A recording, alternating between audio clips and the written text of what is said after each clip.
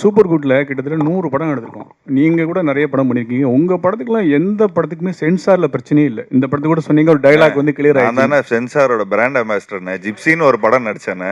ஜிப்சியில் 48 கட்டுனேன். லாஸ்ட்டாக எனக்கு தானே ஃபஸ்ட்டு செஞ்சாங்க. என்னண்ணா இப்படி கேட்டீங்க? 48 கட்டினேன். படம் பிளாக் அண்ட் ஒயிட்லலாம் ஓடிச்சுனே.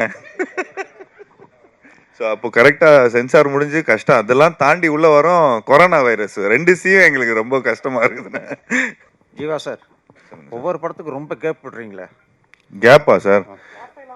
இப்போ கேப்பே இல்லாமல் பண்ணுறேன் சார். இப்போ 2026லேருந்து பாருங்கள், சும்மா கேப்பே இல்லாமல் வரும். இதுக்கு ஒரு படம் பண்ணுறோம். இதுக்கப்புறம் ராஜேஷ் சாரோட ஒரு படம் பண்ணுறேன். திரும்ப பிளாக் படத்தோட டைரக்டரோட ஒரு படம் பண்ணுறேன்.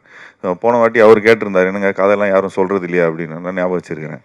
ஸோ அது வந்து போய் கரெக்டாக போயிட்டு ஒரு 4 பேர்கிட்ட கரெக்டாக கதை கேட்டு இப்போ முறையாக பண்ணுறோம்.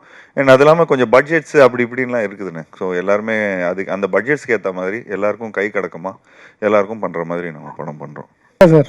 ஜீவா சார், ஆக்சுவலி என்னன்னா, அவங்க கிட்ட கேட்ட ஒரே ஒரு ரிக்வெஸ்ட் என்னன்னா, கொஞ்சம் ரோப்பு கீப்பெல்லாம் வச்சு பயங்கரமாக பண்ணியிருந்தாங்க. கொஞ்சம் சின்ன பசங்கள்லாம் பார்க்குறாங்க, கொஞ்சம் ஃபிசிக்ஸ்லாம் படிக்கிறாங்க. எட்டி வச்சா வேற பக்கம் போகக்கூடாது, கரெக்டான ஃபிசிக்ஸில் போய் கீழே விழணும். அந்த அந்த இதெல்லாம் கொஞ்சம் கரெக்டாக சொன்னேன். அது மட்டும்தான் கொஞ்சம் அவர்கிட்ட சொல்லி கலாய்ச்சேன்னா.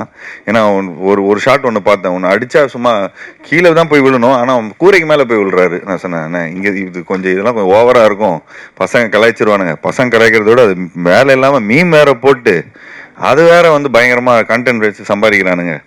ஸோ அதனால் கொஞ்சம் பார்த்து கொஞ்சம் ஃபிசிக்ஸ்லாம் என் பையனே கலாய்ப்பான். What is this daddy, what is this, இதை ஃபிசிக்ஸே தெரியா, ஃபெயிலா நீ அப்படின்லாம் கேட்பான் என் பையன். ஸோ அதனால் அந்த மாதிரி கொஞ்சம் எதுவும் சம்பவம் பண்ணிடாதீங்க.